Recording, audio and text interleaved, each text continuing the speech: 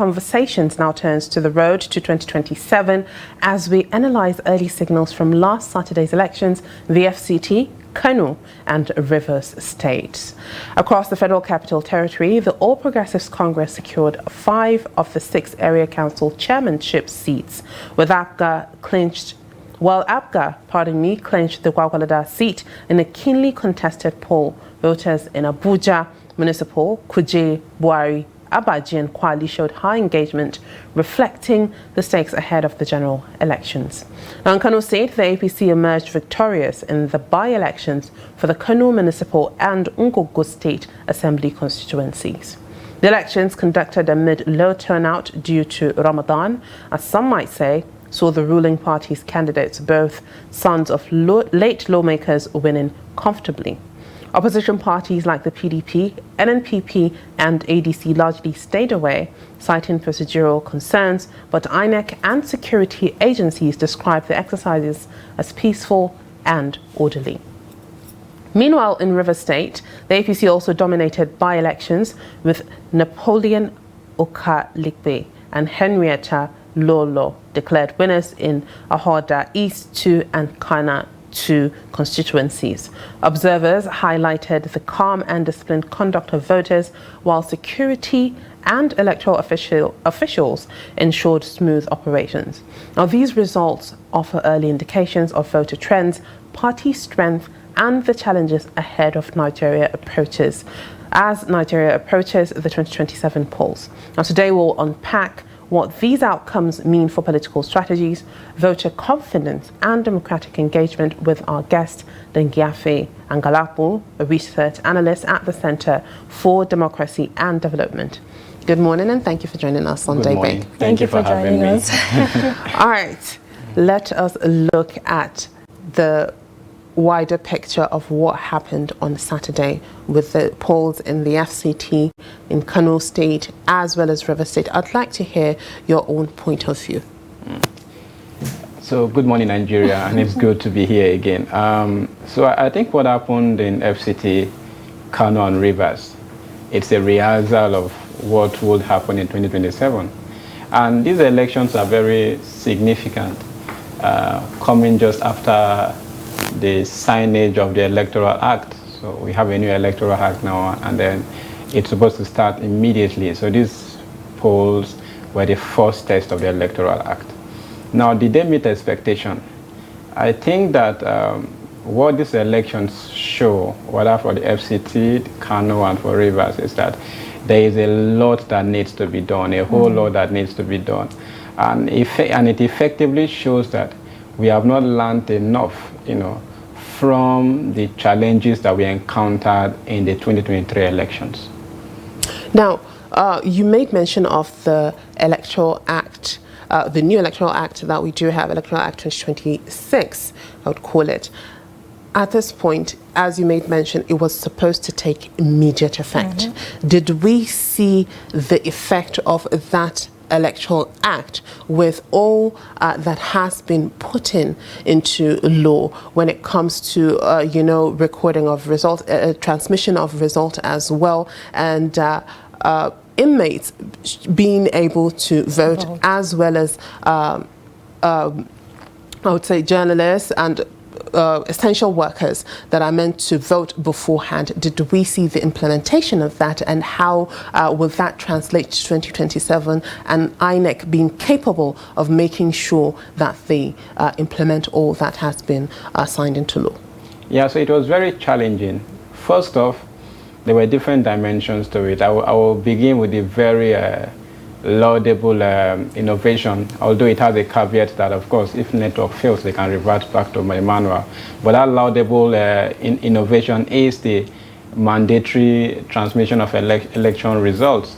I observed the elections in Jayi. I also went to Buhari to observe the elections. What I categorically saw was that after the elections, even the political party agents that were there wasn't very sure whether or not transmission should be done. So everyone was confused on what really should be done. Exactly. So after, for example, in the Jayi 1 Playground Center, They had finished all of the counting of the ballots and all of that, written all of the results. Political party agents were already gone. And I was still there, observing the process. So I asked the question, are you not going to transmit the result? And at this point in time, they had already sealed the results and the beavers and all of those stuff in those papers that they had, And I asked the question, are you not going to transmit this result? That was the time the core member there was like, oh yes, we need to do that. Please bring out your, your phone. Let's connect the Wi-Fi and then let's transmit the result. All of the political party agents were gone. So the whole idea is, even the people that should safeguard the process, that should ask for accountability, that should see that, that transmission is done, did not, know how to follow up. So if, for example, you have a PO, who of course is the presiding officer in a place that does not really know how it works, you did not really have people that will support to say, okay, fine, I think this is how it should be done. So that was a fundamental gap. So it is not just even about having innovation from what I have seen, it is about the knowledge of the public and the gatekeepers to see that these things are done correctly. Now, looking at the recent elections that happened in the FCT, one major concern was voter apathy. A lot of people complained about, restrictions and low turnout of people coming out to vote. Now, does this really show that, Nigerians have lost that trust, that hope in the electoral system? And are we going to see such in the 2027 elections? So I will begin with what many people would not talk about. I was in a Leah Primary School, Jigo Buhari. I think that was my most emotional moment observing elections.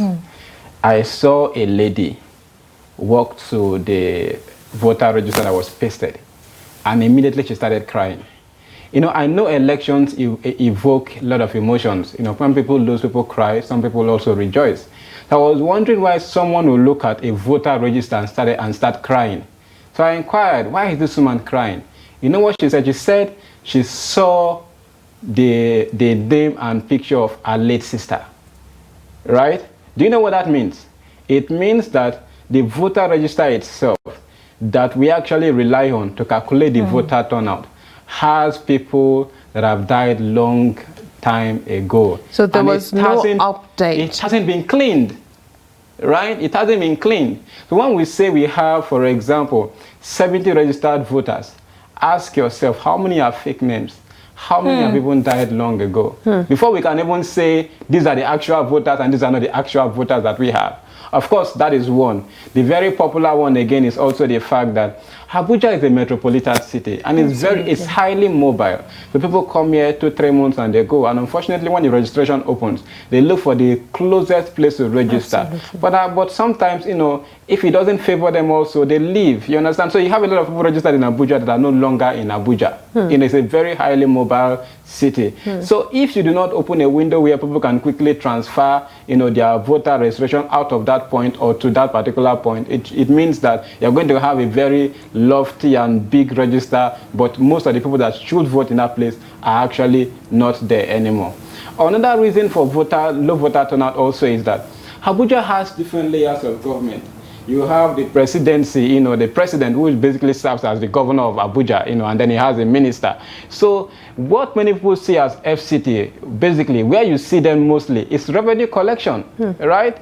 So they don't even know that the FCT, the area council is responsible for sanitation, market, and all of those things, So if something is not happening in Abuja, all they can link it to is the presidency, the FCT minister, and all of that. So they did not see so much relevance in the elections.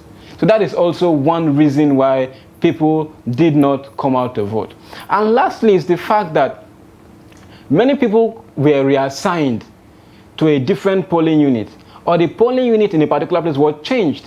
So I saw a lot of people, especially in Buhari there, where they will say, oh, I'm looking for my name in the register, I can't find it anymore. I was supposed to be in this polling unit, they said I'm not in this polling unit anymore. And then where is the polling unit that I'm supposed to vote for, vote in, right? They don't have an idea. And some of these people are really not educated, to ask questions. And of course you have from 9 a.m. to, from 8:30 to 2:30, right? If you struggle for like 1 hour, for a civic process that should be seamless, one of the best things that some of them will do is to go back home and relax, because, you can't stress yourself all day. So the process of reassigning polling units and the communication process was also very, very poor.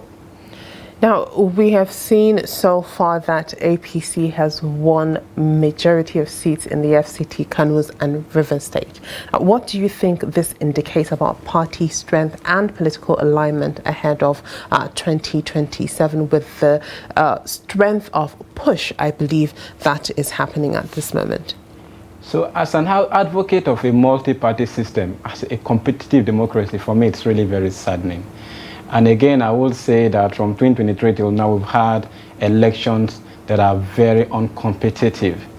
Beyond the Edo elections, most of the elections that we've had are very uncompetitive, and for me, it is very, very worrying.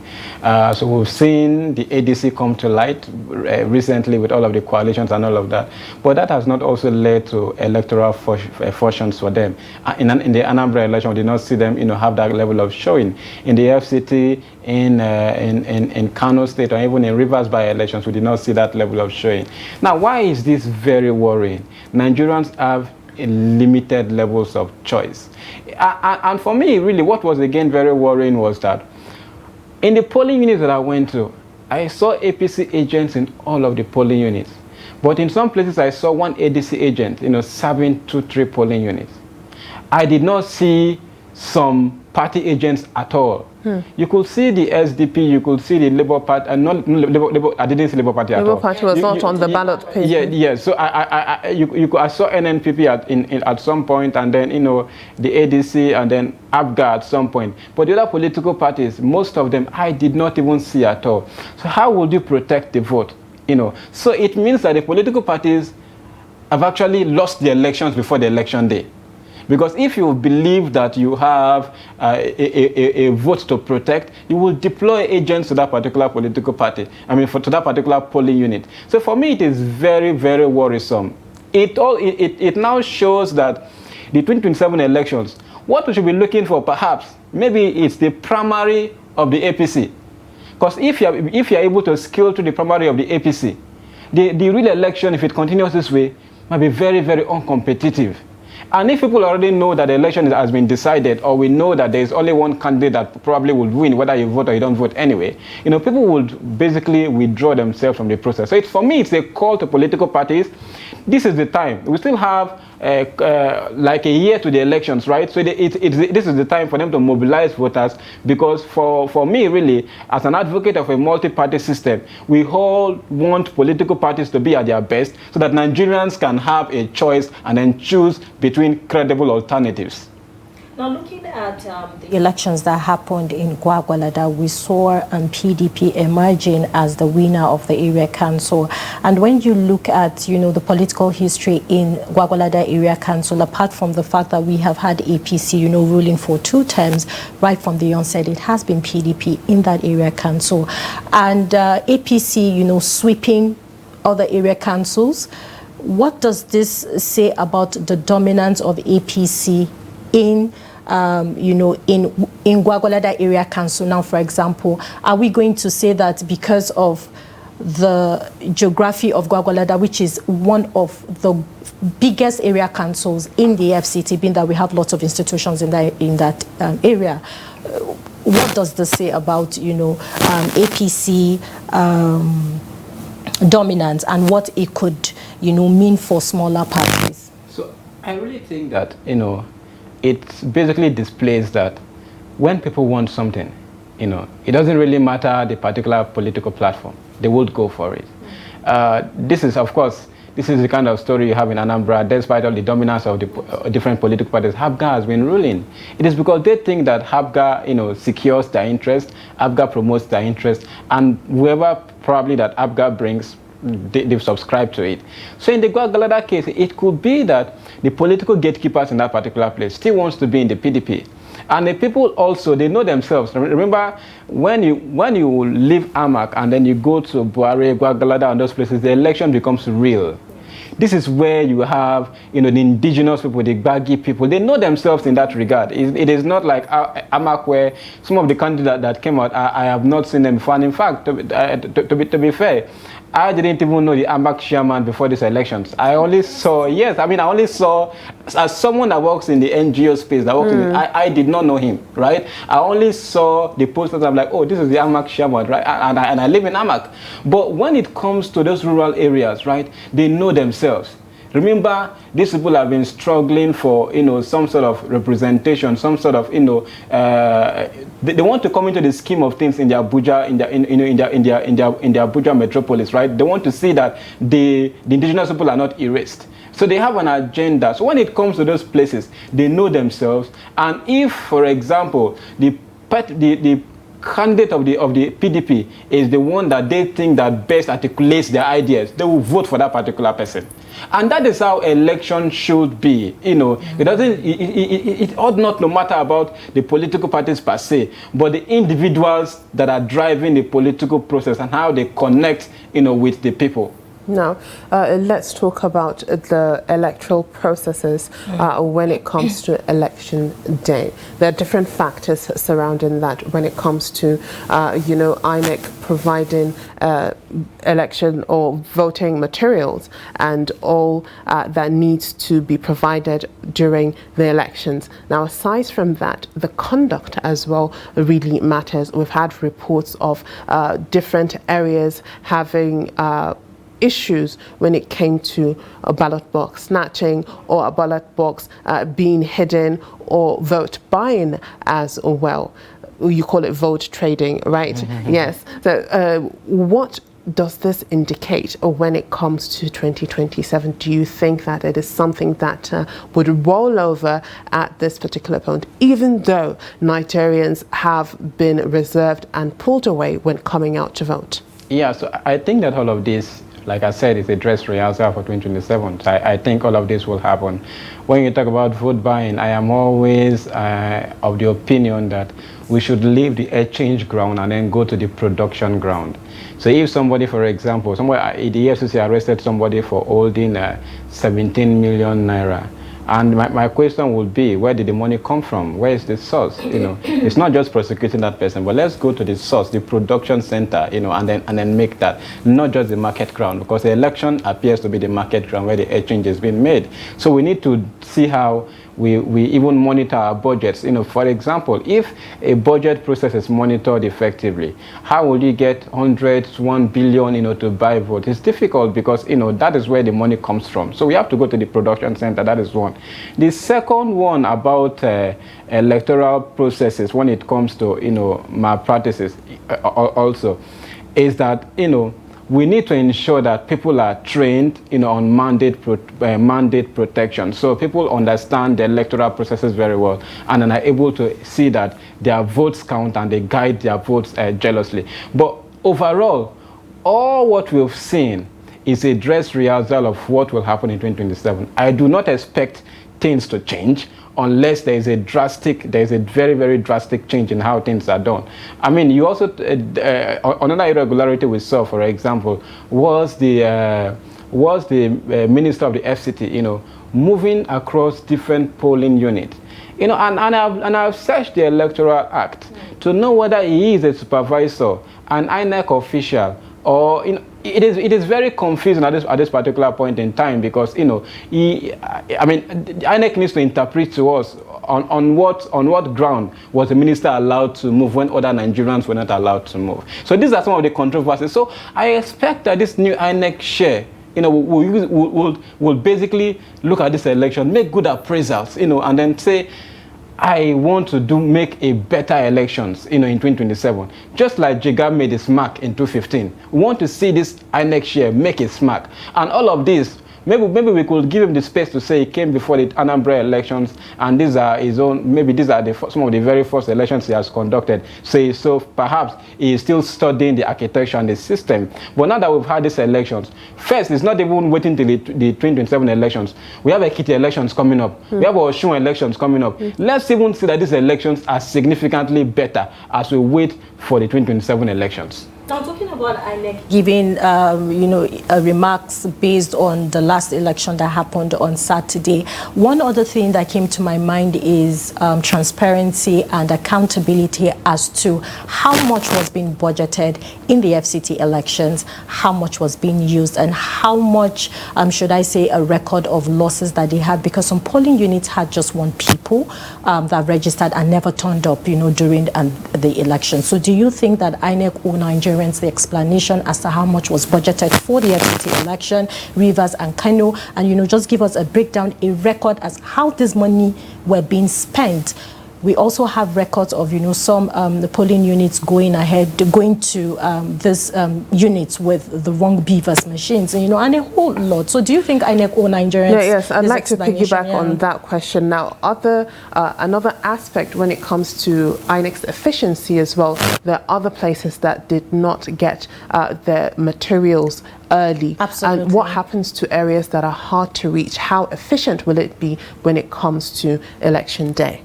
So, just riding on your second question before the first one, it is not even places that were hard to reach. In Hamakie, Jahi, election did not start till 10 a.m. I was at all of the polling unit in Jahi. I was at the Eid prayer ground. I was at the Jahi playground. I was at the primary school. Election did not start till 10 a.m. This is Hamak, right? And then you are talking about 2027 perhaps, where you will deal with places where in some places only motorbikes can reach. In some places, in places like Bayelsa, Rivers, Delta and all of that, you have to go on flying boat, for hours to reach. So it doesn't really show logistical preparedness in the first place. Then when it comes to the wrong beavers and all of that, that speaks really to the training of INEC staffers and and how INEC itself organizes its electoral processes. Something significant happened again in that Jahi playground where I observed. After the elections, there is supposed to be a copy, the result copy that you paste. It's a very big, like all of those posters. Before you leave, you paste the result on that particular polling unit. So the whole idea is that when the political parties collect a duplicate copy, securities collect a duplicate copy, that particular one is posted so that citizens can come and see. This was always pasted. The POs did not have that particular copy. So it was actually a very great challenge, and the presiding officers at some point were confused. In fact, I got a polling unit and I'm like, okay, fine, can you give me the observers form to fill, because there is a form where security officials fill, observers fill. The PO was asking which form. I said, that book you are holding, open it. After the security officials, you will see observers. Wow. She opened it and was like, okay, you can now fill. So you can see how confusing the process was. So I want to imagine probably that either they weren't trained properly or they were trained in a hurried manner, So we should ensure that training for the 2027 election comes very early, and people are trained and retrained for them to understand all of the processes, because it matters.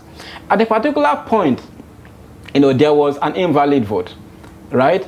It was a bit confusing because, the way the vote was, I think it was a bit confusing whether it's invalid or not, or valid.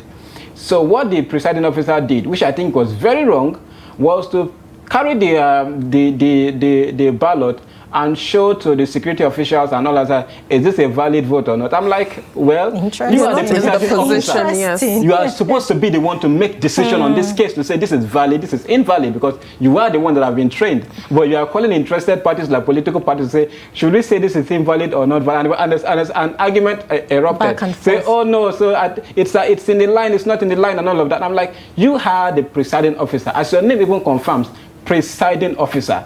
So it shows you the quality of the training.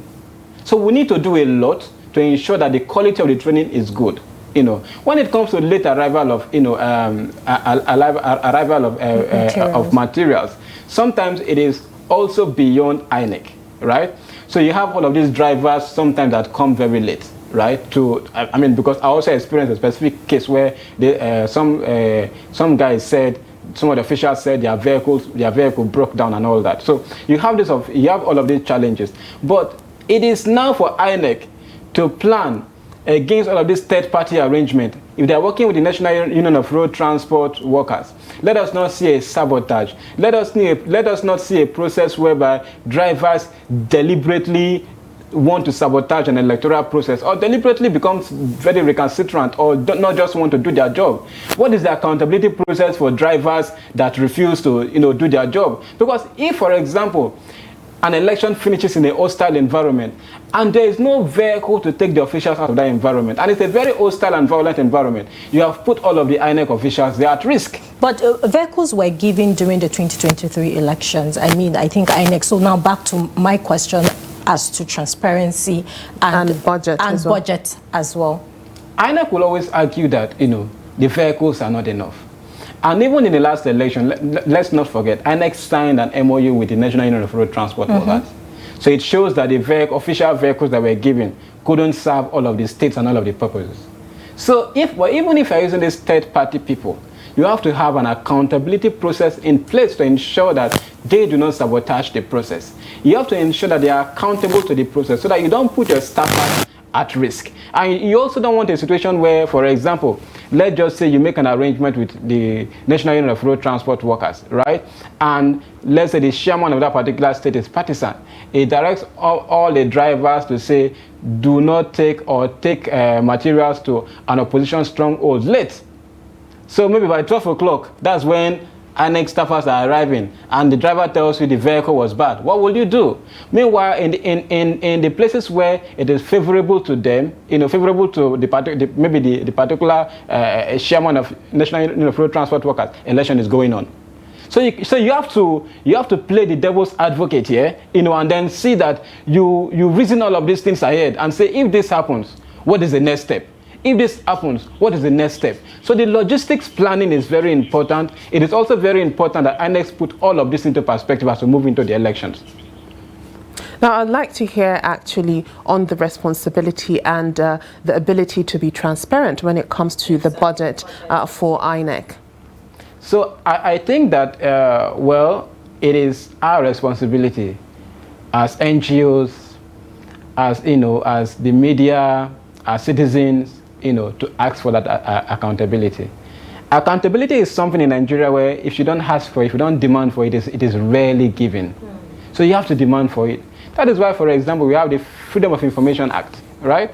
So I think that this is what we need to do, right? Because we also have our own responsibilities as citizens, as NGOs, as media, to ask this question. Because if we allow this process to go opaque this way, it will never come.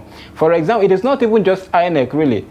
It is also about political parties and their spendings. Let's not forget that there is a limit for the spending, for example, for the FCT council elections. There's a limit for governorship elections. Are we monitoring these spendings? Are we asked political parties that, okay, fine, using the FOI to say, let us see your spending to see if it is even above this limit. And again, even by the nature of the adverts that are played on TVs and radios, you can count. For example, if you count the number of adverts in a particular radio across different radio stations and TV stations, you can even see that probably even adverts alone have almost equal the amount that is budgeted for the whole campaign. So where are you getting the other money for the campaigns from? So these are some of the questions that we need to ask. So the whole idea is that it is our responsibility to demand and ask for an accountable process. Both the media, NGOs, and all responsible citizens of Nigeria, because they will not give it to us if we don't ask.